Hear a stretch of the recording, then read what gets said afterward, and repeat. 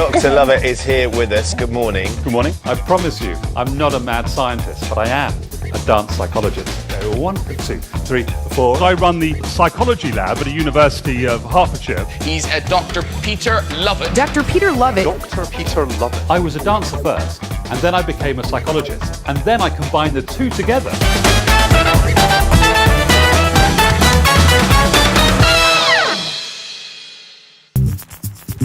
For 20 years, I've been doing research into what makes us happy.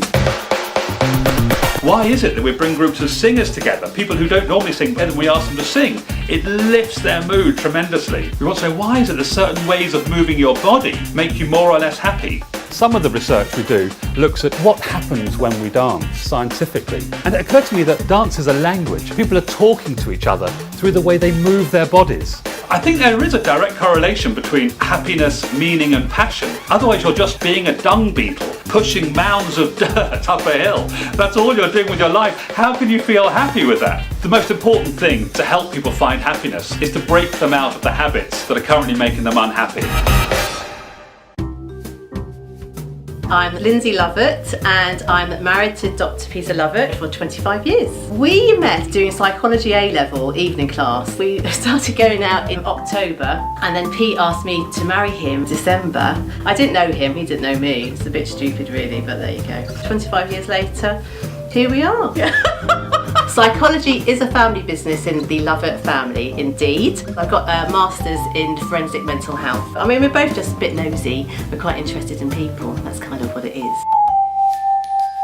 Peter and I have Digby, who is 17 years old. He is wonderful. He's a strapping 6'2" lad. To grow up with therapists and psychologists as parents is challenging. My parents, one's a therapist, one's a psychologist. Oh my God, man. I'm very passionate about music. I'm happiest when I'm playing my music and I can just be myself. So Lindsay and we had our son 17 years ago, and then 2 years ago, just when we thought it was impossible to have any more children, this little chap came along and he was a complete surprise.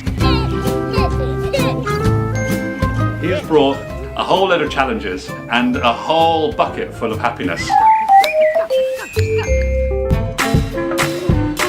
I never realised that we were anything different from anybody else, to be honest. But Digby has reflected back that we are quite different. My dad, he's a nutty professor. His hair just symbolises how nutty he really is. Peter does embarrass me quite a lot. I used to think, oh my God, I can't do this. But he can be really over the top and he can be very exuberant. And I think sometimes people just think, well, especially in England. What I'm really interested in now is coming across to the States and then finding out whether the same things make people happy in America as they do in the rest of the world.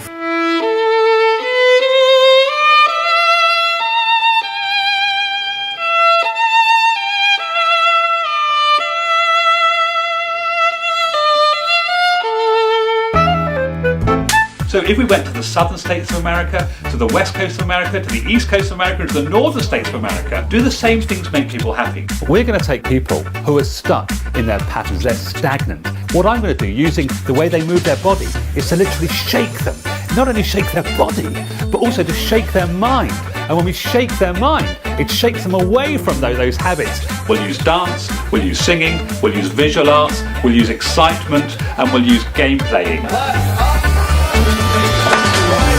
But what we're looking for is a change in their environment that can change their fundamental levels of happiness. Sometimes you have to be very courageous in saying, this is my passion. Dance is a central passion of mine. If you didn't dance every week, you'd go mad. But without a solid, supportive, loving family, I'd never be able to explore that passion. What I want to teach this little chap is to find the thing that makes him happy. One of the first times he started to listen to music, the rhythm just came out of his body, and I want him to follow that for the rest of his life. You want some chocolate cake? Well, his passion is now chocolate cake. A lot of what we do in life is all about searching for happiness. I think all of us are born with the ability to feel happy, and when we do that, marvellous things start to happen.